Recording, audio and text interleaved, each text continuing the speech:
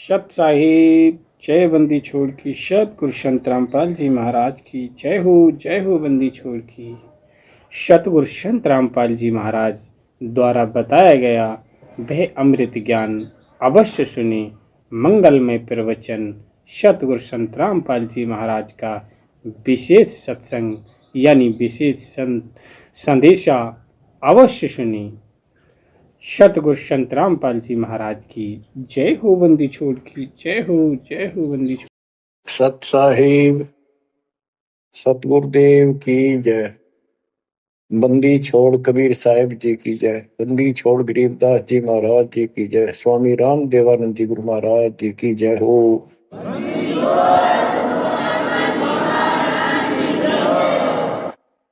सर्व संतों की जय, सर्व भक्तों की जय, धर्मी पुरुषों की जय। श्री काशी धाम की जय, श्री सुडानी धाम की जय, श्री क्रोथा धाम की जय, श्री बरवाड़ा धाम की जय। सत साहिब परमपिता परमात्मा कबीर जी की असीम रजा से, मेरे गुरुदेव जी के आशीर्वाद से आज विश्व के मानव को अपने निज घर का ज्ञान हुआ। सब सदग्रंथों का सार पास रहने से, सत्संग सुनने से अच्छी आत्माओं का तो असर पक्का होगा। लेकिन बांस विटम्बी ना सिद्धे। बांस का जो होता पेड़ एक जैसा, बांस देखा आपने, ये पेड़ होता है इसका, लंबे लंबे होते हैं, इस पे चंदन का कोई असर नहीं होता। तो जो बांस जैसे कट्टर इंसान है, जिनकी आत्मा गिर चुकी है, मर चुकी है, पूर्ण पर इनका असर नहीं होता। वो ऐसे लोग हैं, संगत माई कुसंगत उपजा, जैसे अपन में बांस आपा किसके आग लगावे कर बनखंड का विनाश। आप क्या बताते हैं, जो सत्संग में आकर भी बकवादी है और उनका असर नहीं हो रहा, वही कर्म बकवादों वाले करते हैं, नाम तोड़ रहे हैं, सार नाम लेकर भी बकवाद करते। कई भक्त हैं, लिखे ऐसे हैं जैसे बहुत बड़े भगत है, बहुत निकट रहते हैं हमारे, और अंत में उनके कर्म इसे गद्दे पावे, हम सोच भी नहीं सकते। तो ये गलतियां हैं, इनको सुधारना पड़ेगा अपने। माई और बात तेरे काम न आवे, संतों शरण लाग रे, मुके सोवग पलत में बंदे, जाग जाग नर जाग रे, जाग जाग नर जाग। उठ सवेरे हुक्कावर लिया, उनके जाग्या नर भाग रे, शुक्रम किया ना करी रे बंदगी, फुटे तेरे भाग रे, फुटे तेरे भाग रे। इस तन सराय में जीव मुसाफिर, करता रहे दिमाग रे, रात बसेरा कर ले डेरा, चले सवेरा त्याग रे, चले सवेरा त्याग रे। बगैर सच्चे ज्ञान के इंसान सारे जीवन में अपनी मनमुखी अटपट करके, यूं कर दूंगा, वो कर दूंगा, कोठी बना दूंगा, उसने ऐसे ठग लूंगा, ये ऐसे कमा लूंगा, यहाँ जमीन इतनी सस्ती मिले है, ऐसे कर लूंगा, कर ले। लेकिन भक्ति भी तो साथ कर ले। बरकत तो दाता ने देनी है, कर्म तो ज्यादा मिले नहीं, कितनी कोशिश कर लो। कर्म से अधिक लेना है तो धनी की शरण माना होगा। इस परमात्मा कबीर जी के हाथ में वो कलम है जो पाप कर्म को काट के शुभ कर्म लिख देता है। आपके भाग में ना है उसको भी लिख देता है, आपके संस्कार ठीक कर देता है। इस तन सराय में जीव मुसाफिर, करता रहे दिमाग रे, रात बसेरा कर ले डेरा, चले सवेरा त्याग रे, चले सवेरा त्याग रे। ये जीवन आपका एक न सोच लो स्वप्न है, और यह नींद जब खुलेगी, मृत्यु होगी जब आंख खुलेंगी, जब यह नींद टूटेगी सवेरा होगा, कुछ ही नहीं पाओगा उस बात। एक भगत बता रहा था, नाम लेने से पहले मैं रिक्शा चलाया करता, ने कल्पना हुई गाड़ी लूंगा और न खूब टी टी करके चलाया करूंगा। सपना भी वही आ गया, जैसे मैंने बढ़िया गाड़ी ले ली और किराए पर ला रखी, खूब जोर से चला रहा हूँ, बढ़िया रोड है, आगे एकदम ब्रेक मारने लगा, जोर से पैर मारा, वहां फटी पुरानी रजाई थी, उसमें कार पार पैर निकल गया, वह भी पार्टी नहीं उठा, तो देखा ना को कार ना गाड़ी, वो झोपड़ी में पड़ा हूँ। तो बच्चों ये सपना साजा टूट टूट के तो मुंड पकड़ हुआ है। तो ये स्वप्न है जो तुम टी टी करके चल रहे हो, कितने दिन चलोगे। इस तन सराय में जीव मुसाफिर, करता रह दिमाग रे, रात बसेरा कर ले डेरा, चले सवेरा त्याग रे, चले सवेरा त्याग। उमता चोला बना न मोड़ना, लगे दाग पे दाग रे, दो दिन की गुजरान जगत में, क्यों जड़े बरानी आग रे, क्यों जड़े बरानी आग रे। कुबद का चढ़ी चढ़गी छित पे, तू होया मनुष्य नाग रे। यानी जिसका जितना सामर्थ्य है, जब तक उसको ज्ञान नहीं है, कोई न कोई ऐसा दुख दे रखेगा दूसरे को, ताकतवर है वचन से ऐसी गलत बात कह देगा, और निर्बल दुर्बल ऐसा है व्यक्ति की आत्मा रोती रह जाएगी, या किसी को लूट लेगा। बड़ा अफसर है, ऐसी कलम चला देगा, मरो से जीव। कोई अन्यायी जज है, अन्याय कर देगा, मरो से जीव। तो यह कहते हैं, तो बद का चढ़ी चढ़गी चित पे, तू होया मनुष्य नाग रे। आदमी से नाग बढ़ गया, नाग है। जैसे दुर्वासा ने श्राप दे दिया, 56 करोड़ या 2 मर गए। चुनो कृषि ने तपस्या करी थी, या खाक तपस्या थी। तो इसे जड़े हुए ढोयर जो आम व्यक्ति है, जो भक्ति नहीं करता, कुछ पद प्राप्त है, इस ताकत है गांव में या शहर में या राज का हिस्सा है, उसको कह रहे हैं गरीबदास जी, तो बद का चढ़ी चढ़गी चित पे, तू होया मनुष्य नाग रे, सुध नहीं सजन सुख सागर, बिना प्रेम बैराग रे, बिना प्रेम बैराग रे।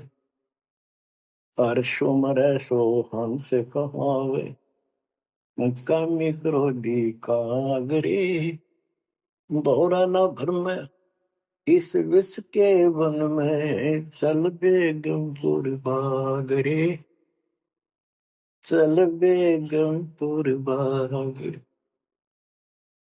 शब्द सैन सतगुरु की पहचान, पाया अटल सुहाग रे। शब्द सैन संकेत, शब्द सैन सतगुरु की पहचान, पाया अटल सुहाग रे। नतानंद महबूब गुमानी, प्रगट पूर्ण भाग रे, प्रगट पूर्ण भाग रे। हर्ष उम्र सो हंस कहावे, मर्यादा में रह के जो भक्ति करता है वो हंस कहलाता है। और कामी क्रोधी कागरे, मोरा न भर में इस विष के वर्ण। हे आत्मा, जो तू ये नकली सुख लेता फिरता है मतवादों के, कितना शराब पी ली, कितना सुल्फा पी लिया, कितना कोठी के लालच में, कार के लालच में दुनिया को लूट रहा है, बकवास कर रहा है कि हर सुमर सो हंस को हावे कामी क्रोधी कागरे, भंवरा ना भर में इस विष के बन, ये जहर का बन है, तेरे जीवन को नष्ट कर देंगे ये नकली सुख।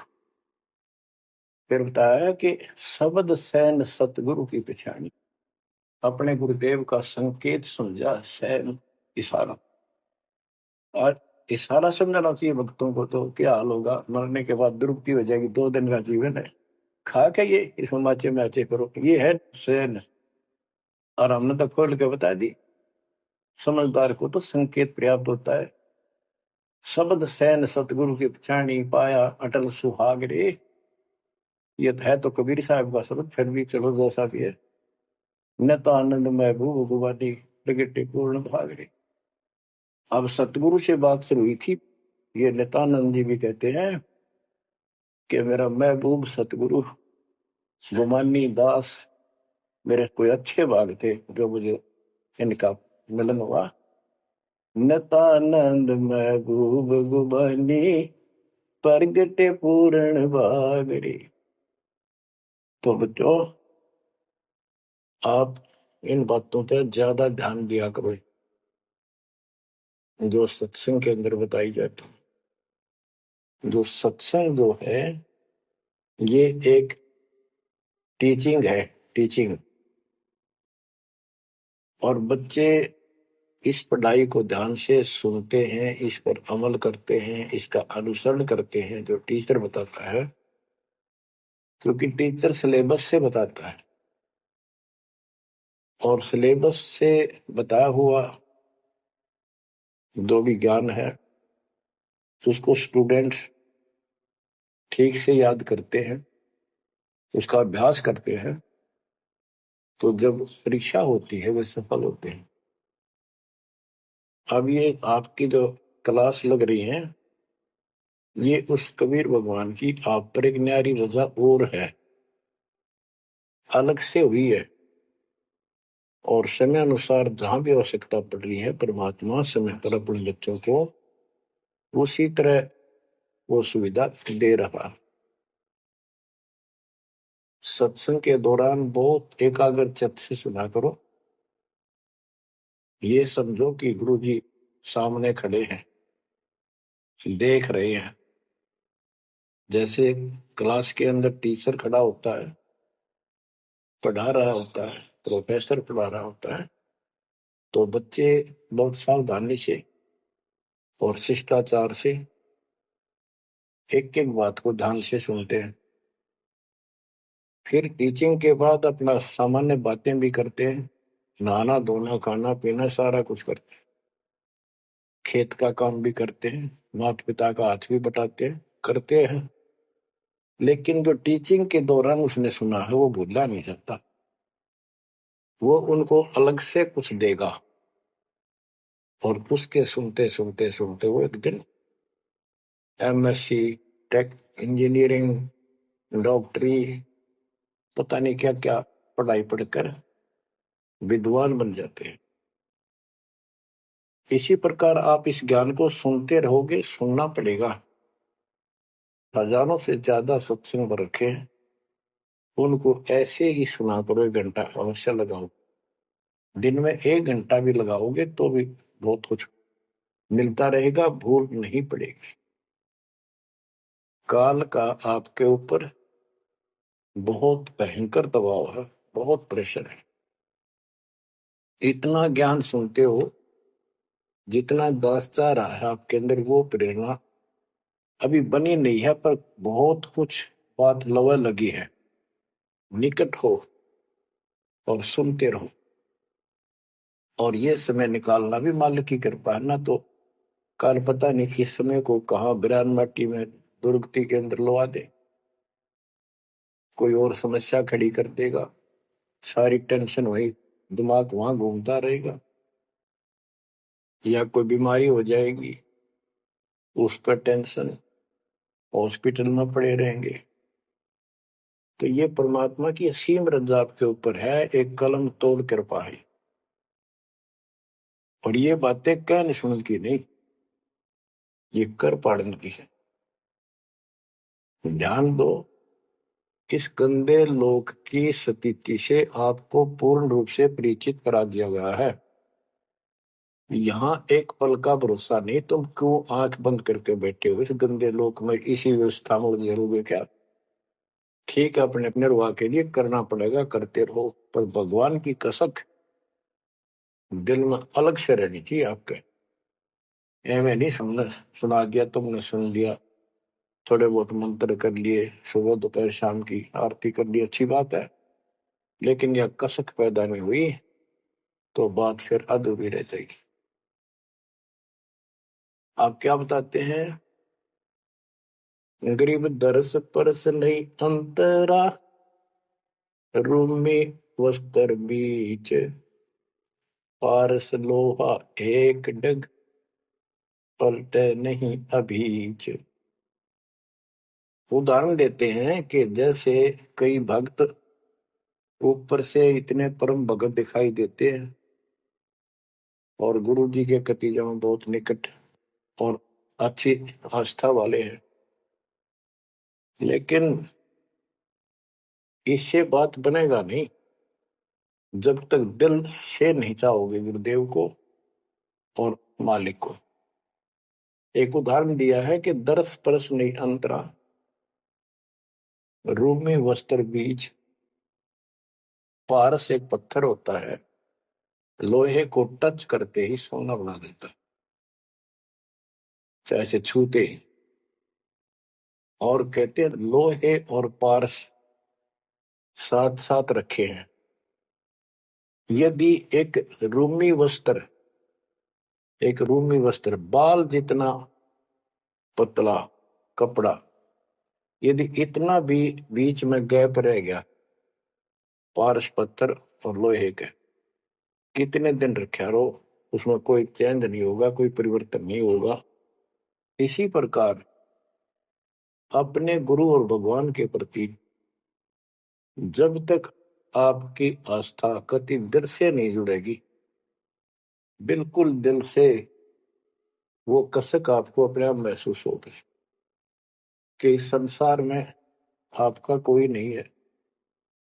जितना भी परिवार रिश्तेदारी है, ये हमारे संस्कार पूर्व जन्म के लेन देन, ये ऋण उलझा पड़ा है।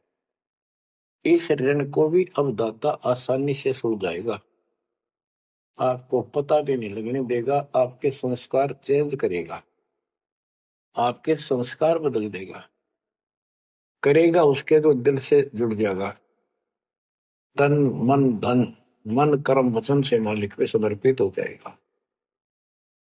आपको प्रमाण देता हूं, जैसे बेटा है बेटी है, ये हमारे कुछ पिछले संस्कार कोई ऋण है। जैसे आजकल बेटी का विवाह करना पड़ता है, कितना खर्च होता है। आपको बताता हूँ, एक व्यक्ति कह रहा था, मैं बोला मेरा 3 कन्या होगी और हमारे यहाँ तो बहुत खर्च करते हैं, ब्याह पता खर्च करें करें 10-20 लाख तो कम से कम है, और फिर लड़की के बालक हुए तो अपने घर बुलाते हैं, माँ के घर, और उसके ऊपर फिर कम से कम 10 लाख रुपए यो खर्चा और होता है, यो एक ब्याह और होता है हमारे यहाँ। ये ऐसी परंपराएं हमने आप सिर पर धर रखी है, और भी दूसरे समाजों में देख लो, बहुत खर्चे होते हैं, और लड़की को हमने अपने आप बोझ बना रखा है।